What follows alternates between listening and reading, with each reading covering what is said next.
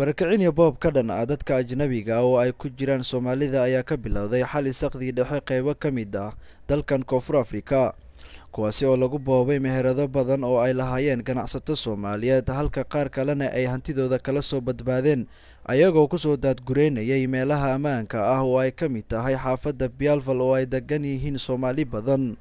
Arrintan ayaa waxa ay ku soo beegantay iyadoo saacado ka hor ay dhamaatay ciyaartii finalka ee loogu tartamayay koobka kubadda cagta ee adduunka, xilli maalmihii la soo dhaafay ay jireen hanjabaadyo ka imaanayay dadka haatan geystay boobkaasi.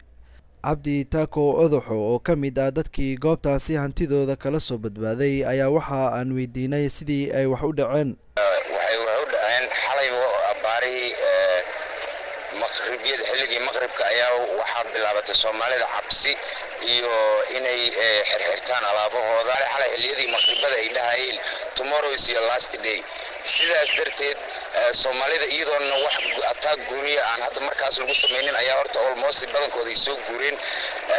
waxaa intaas u raacday markii ciyaartu ay dhamaatay xala finalka ayaa waxaa bilaabatay kooxo dhalinyaro oo 20 isula socda oo guryaha dukaamanka si toos ah u weeraraya.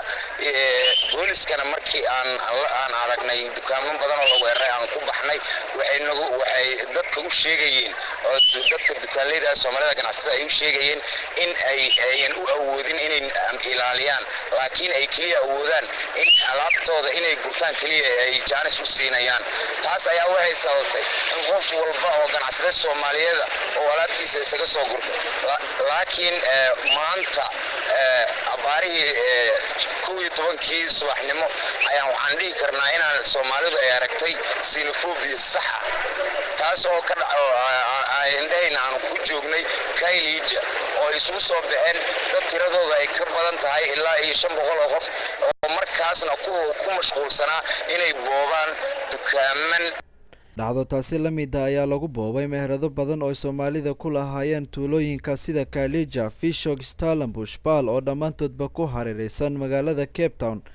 Ilaa iyo hadda ma jiro wax khasaare nafeed oo rabshadahani socda ka soo gaaray Soomaalida marka laga reebo boob loo geystay hantidooda.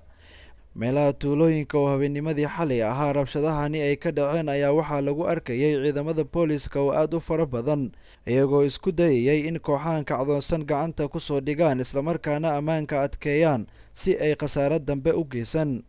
Cabdikariin Mursal Faarax, TV-ga Universal, Cape Town.